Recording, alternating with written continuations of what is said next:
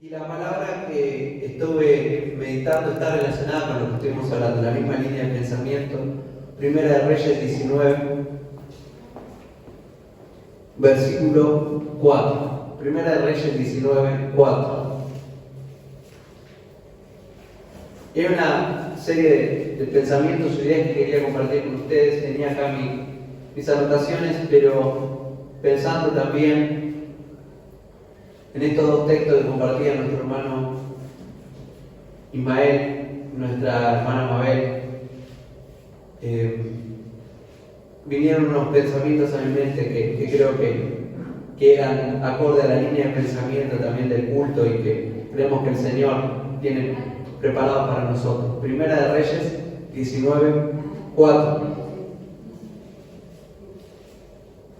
Está escrito: y él se fue por el desierto un día de camino, y vino y se sentó debajo de un enebro, y deseando morirse dijo: basta ya, oh Jehová, quítame la vida, pues no soy yo mejor que mis padres. Y echándose debajo del enebro se quedó dormido. Y aquí luego un ángel le tocó y le dijo: levántate, come. Amén, a la palabra de Dios. Amén. Pueden tomar sus asientos. Gracias. ¿Y por qué este texto le digo que está relacionado, por ejemplo, con lo que compartía nuestra hermana Mabel? Porque quizás Elías necesitaba preguntarse, ¿no? O necesitaba replantearse la idea que él tenía de Dios. No sé qué idea tenía Elías de Dios, pero Dios iba a tratar con él en este capítulo. Y si conoce este capítulo sabe que Dios trató con Elías. Y Dios mostró a Elías una faceta de él que Elías no conocía. Y estamos hablando de Elías, del profeta del fuego. Si uno habla con un judío, ¿sí?, y le pregunta por los profetas, por los grandes profetas, le van a mencionar a Moisés, sin duda, y le van a mencionar a Elías, ¿sí?, porque son los profetas característicos del Antiguo Testamento, ¿sí? Entonces yo pensaba en esto, ¿no? Elías, un gran hombre de Dios, reconocido por ser un profeta valiente, un profeta al cual Dios lo usó de gran manera, ¿sí? Incluso si uno lee el monte de la transfiguración, ¿no?, cuando Jesús es manifestado delante de sus discípulos, ¿no?, ¿quiénes aparecen? Moisés y Elías. Sin embargo, un hombre que había experimentado el poder de Dios, Elías era el profeta de fuego porque encendió el fuego, ¿no? Cuando él decía que caiga fuego del cielo y que los consuma, eso pasaba. Elías, quien se acercó al hijo de la viuda de Sarepta, ¿no? Conoce la historia, si no le invito a leer el libro de Primera de Reyes, porque es muy apasionante la historia de Elías. Había sequía en todo el pueblo, en todo Israel, y Elías se fue a una ciudad apartada, allí en Sarepta, por orden de Dios, y le dijo: van a alimentarte los cuervos, ¿no? Y le traían el alimento y a Elías no le faltaba. Y después le dijo: ve a la casa de la viuda. Y la viuda solamente que tenía un hijo, ¿no?, y que tenía poco alimento, y le dijo: haz primero para mí y luego haz para tú y tu hijo. Y no va a faltar el alimento, y el alimento no faltaba, no se acababa. Es maravillosa la historia de Elías, pero sin embargo, Elías todavía necesitaba conocer aspectos de Dios que él no conocía. Hermanos, pensaba allí en mi lugar una historia muy conocida, una de las historias que más me gusta, verídica, un relato de una noche de invierno en la ciudad de Londres.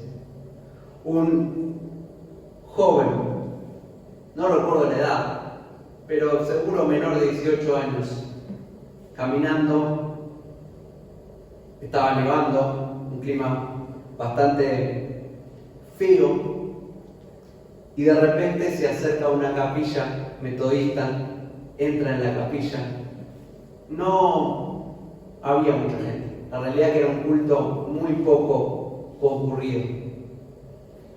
Me imagino un lugar como este lugar.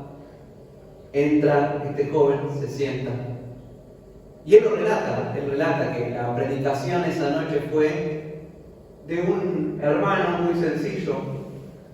Mirad a mí y sed salvos toda la tierra. Ese fue el texto. Nada más.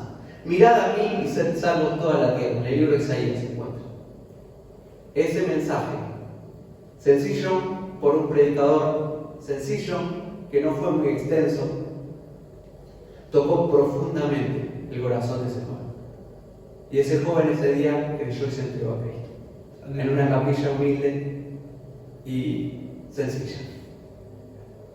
El predicador quizás regresó a su casa y habrá pensado, Juan, qué pocos hermanos vinieron hoy. Esto lo estoy imaginando yo porque no se sabe nada de él. No se sabe su nombre. Solamente se sabe que fue una capilla allí en Londres, dice el predicador. Quizás este joven no lo volvió a ver. ¿Con qué pensamiento habrá vuelto a su casa? Quizás dijo, el mensaje no lo podría haber preparado más. Fue muy simple. Pero ese mensaje fue eficaz en el corazón de ese joven. Y ese joven se llamaba Charles Spurgeon, uno de los predicadores quizás más influyentes del último tiempo, que fue aquel que predicó y generó a través de su predicación un avivamiento en la ciudad de Londres, hace ya más de 200 años.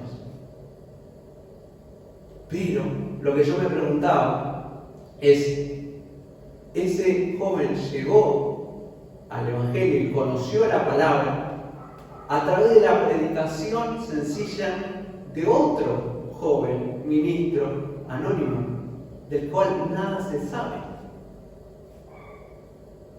En una capilla que quizás nadie recuerda. Entonces, la pregunta que me hacía para este mensaje, para esta palabra es, ¿qué es el éxito? ¿No? ¿Qué es el éxito? Si podríamos titularlo de alguna forma, es ¿qué es el éxito? Porque, acorde a los parámetros humanos, el éxito podría ser, no sé, en nuestra sociedad el famoso sueño americano, que nos vaya bien, poder tener un buen trabajo, poder tener nuestra propia casa, nuestro propio auto, hasta a cierta edad de nuestra vida, poder tener una familia ordenada, prolija, poder tener salud, un poco de suerte o de fortuna. Pero, y eso está asociado con lo que compartía el hermano Imael,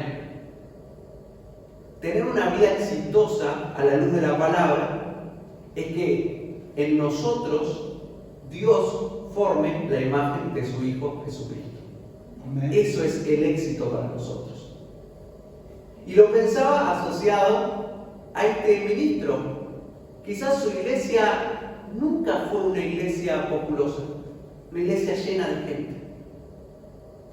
También recordaba, pensando en esto, que con Rosy tuvimos la posibilidad de ir a la iglesia en la que predicó durante toda su vida, gran parte de su vida, este predicado. Fuimos, la vimos, una iglesia grande, una iglesia que hasta el día de hoy persiste, una iglesia con más de 200 años, que nos contaban que estuvo a punto de cerrar en un momento, y se pusieron de acuerdo para que la iglesia no cierre. Una iglesia muy grande, muy conocida, pero que el día de hoy tampoco es lo que fue en ese momento, ¿no? Y cuando pensaba esto recordaba, de la otra capilla no se sabe nada, de este predicador no se sabe nada, y uno podría decir no trascendió. No trascendió, no tuvo un ministerio reconocido. La capilla esa siempre fue chiquita quizás. Y este predicador siempre predicó entre 20, 30 personas, no lo sé. Entonces uno podría decir, no tuvo un ministerio exitoso. Y quizás nosotros consideramos los ministerios exitosos aquellos ministerios que tienen mucha cantidad de gente, ¿no? aquellos que se presentan y que se, digamos, instituyen de cierta forma. Las edificaciones, ¿no? Miramos lo edilicio, miramos la capacidad, miramos el alcance, miramos la infraestructura. Sin embargo, no podemos decir que el ministerio de este joven no fue exitoso. Porque, en síntesis, todo lo que derivó, por dar un ejemplo, ¿no?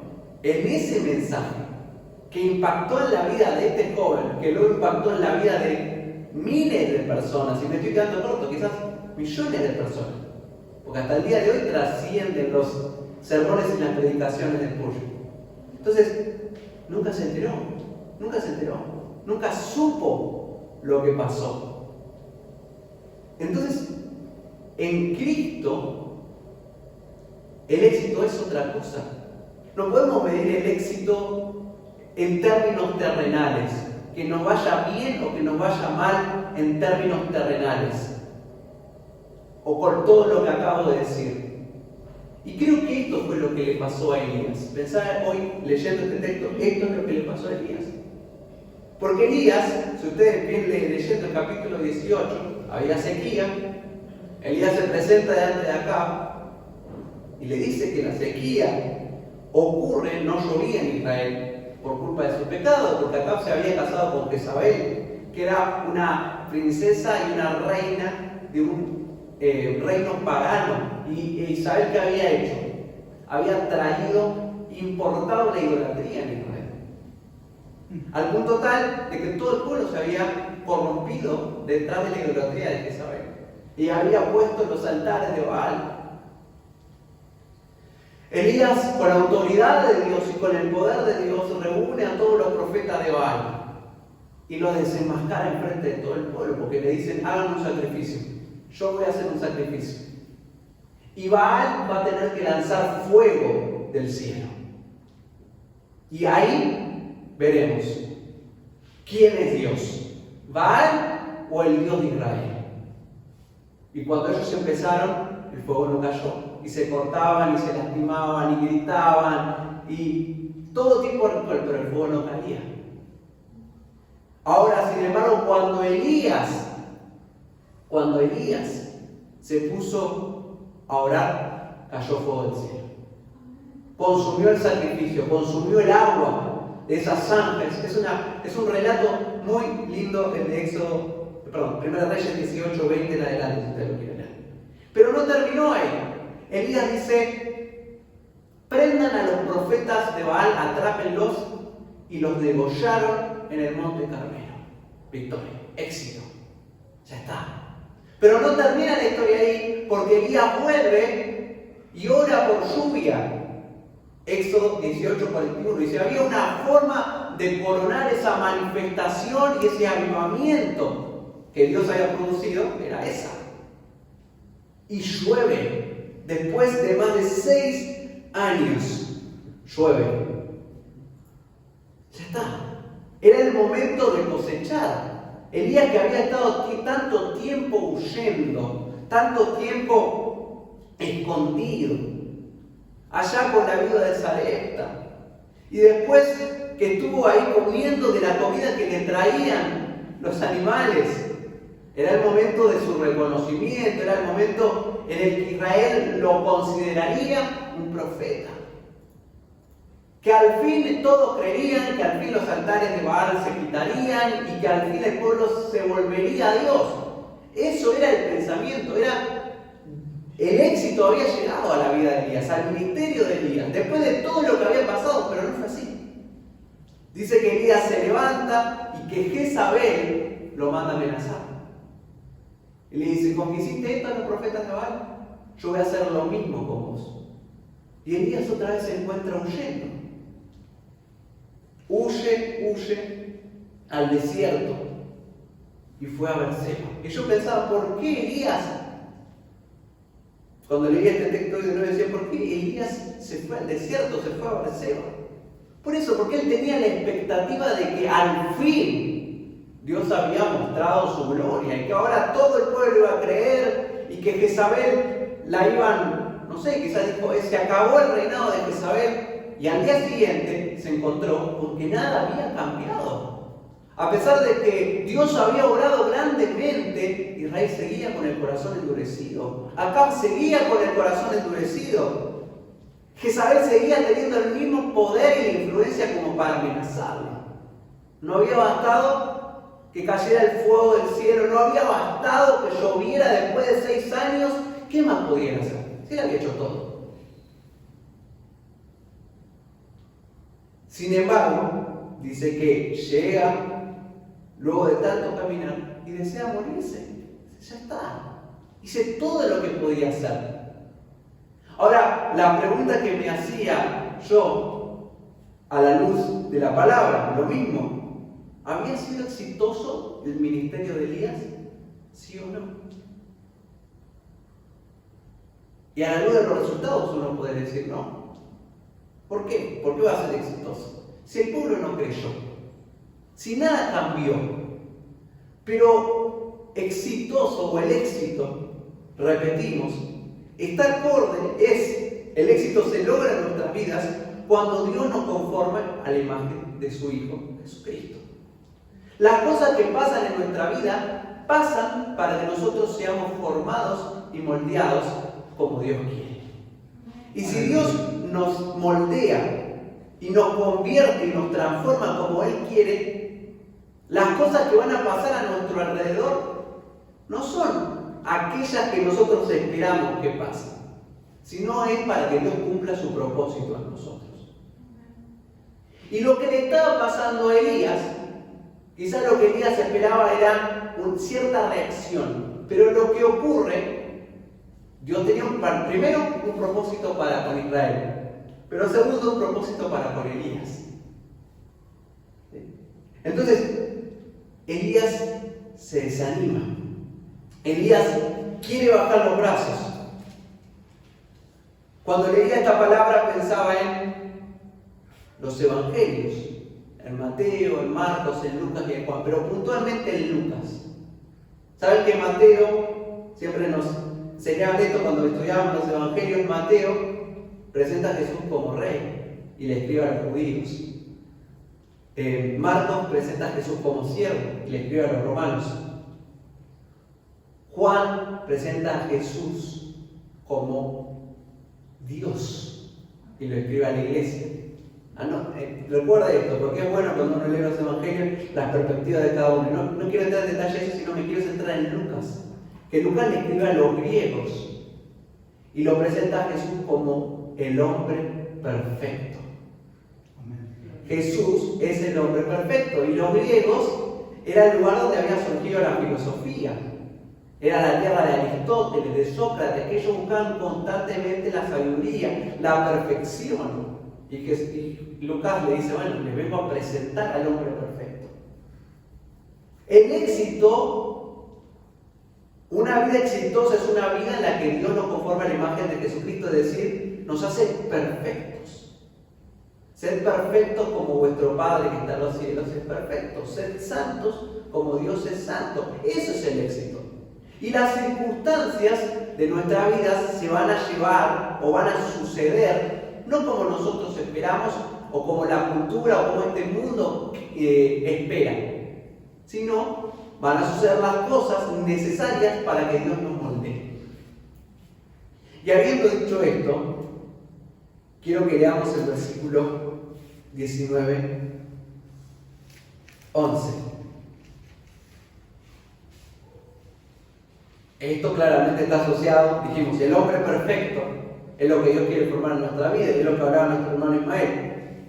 Y el desánimo de Elías viene cuando él dice, bueno, mi vida no es exitosa, mi ministerio es un fracaso evidentemente, porque hago todo lo que tengo que hacer.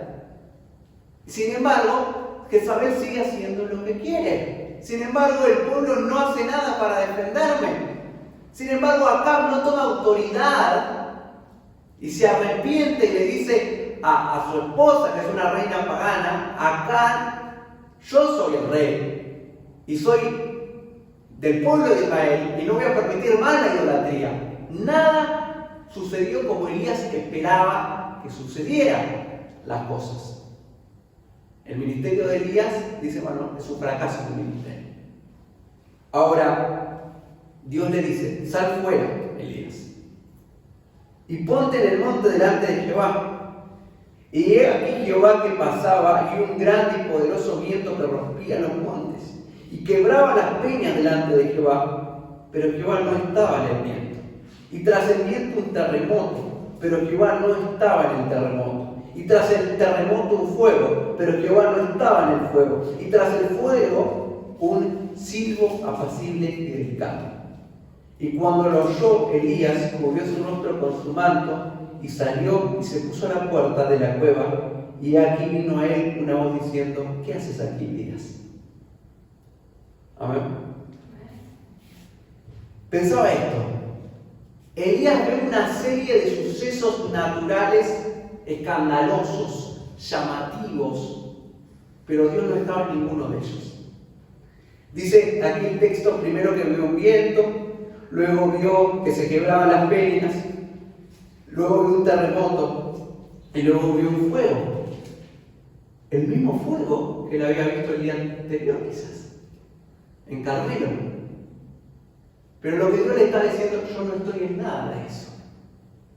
Y esto me asombraba a mí, porque quizás a veces creemos que el éxito está asociado a eso, a lo escandaloso, a lo visible, a lo llamativo, a, por decir algo, ¿no?, a una vida exitosa en función de los parámetros del mundo, a una iglesia repleta, a un ministerio elocuente, a lo que podamos obtener o adquirir por medios naturales, a las adquisiciones materiales, o a la adquisición económica, o al trabajo, porque eso es lo que este mundo busca, lo visible, lo llamativo, el fuego, el terremoto.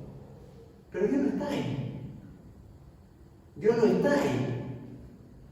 Dice que a lo último pasó un silbido, dice el texto, apacible. Y es ahí cuando Elías oye la voz de Dios, porque Dios está en el silbo apacible. Lo que quiere decir, lo que Dios le estaba dando a entender a Elías, es que Dios estaba en el silbo apacible.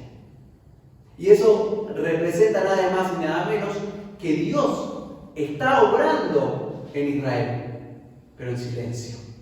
Como ese silbo apacible que es casi imperceptible, lo que Dios le está diciendo a Elías es, yo estoy obrando en Israel, pero en silencio, en forma misteriosa, y estoy cumpliendo mi plan. ¿Sí? Y le preguntó, ¿qué haces, Elías? Y Elías le dice, mira, yo hice todo esto y me he quedado solo y mi ministerio es un fracaso. Y Dios le dice, ven, vuélvete por tu camino.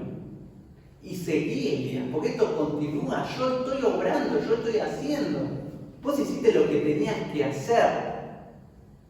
Pensando en todo esto, digo, entonces, que a veces nos frustramos, nos desanimamos, porque las cosas no suceden como nosotros esperamos que sucedan.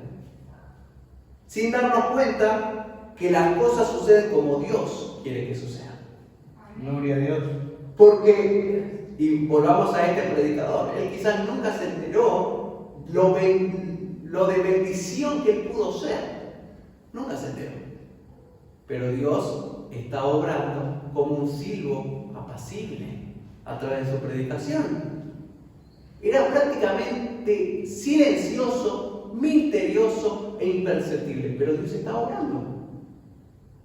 Entonces, llevémonos en el día de hoy que Dios no está en el terremoto, Dios no está en el fuego, Dios no está en el viento, Dios está en lo silencioso y en lo misterioso, en ese viento apacible, delicado, obrando en nuestras vidas.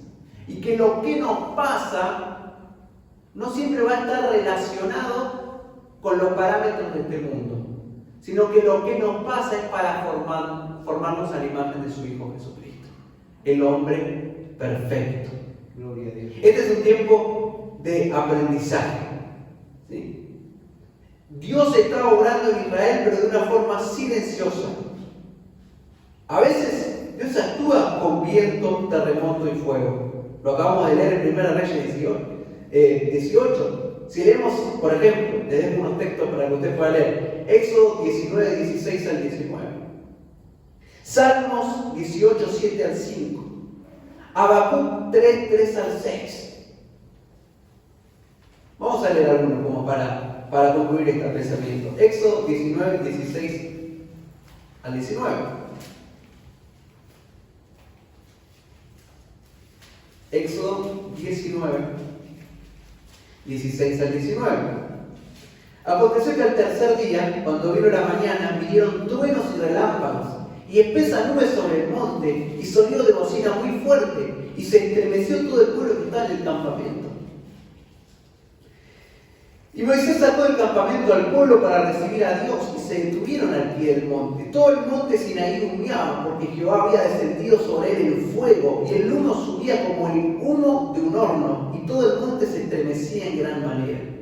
El sonido de la bocina iba aumentando en extremo. Moisés hablaba y Dios le respondía con voz tronante.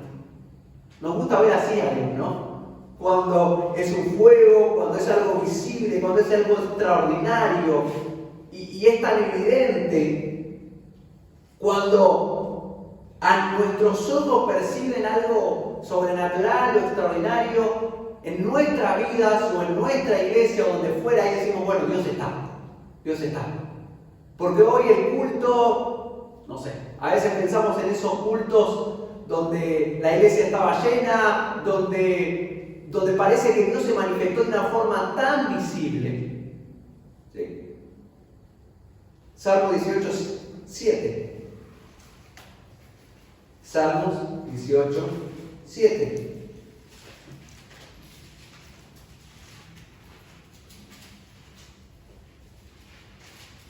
Dice el texto: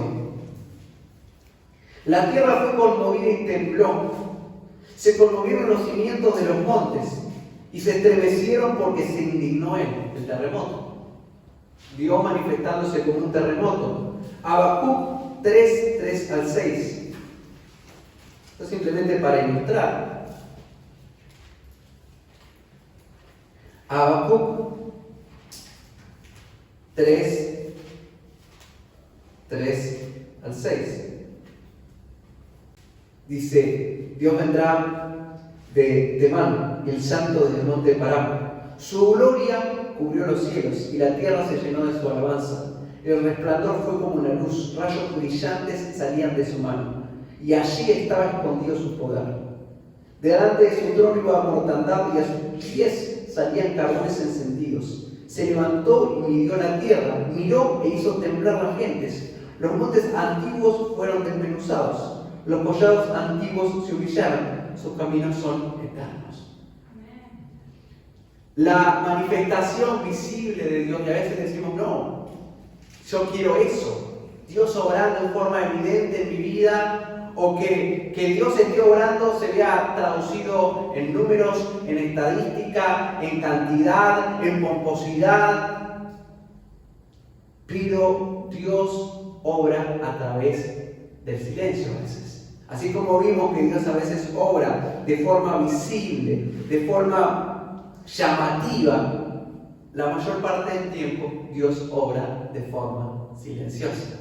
Y el propósito de Dios no se trata tanto de que seamos exitosos a los ojos de los hombres, sino que seamos exitosos a sus ojos. Y el éxito en el parámetro divino es que nos parezcamos a Cristo.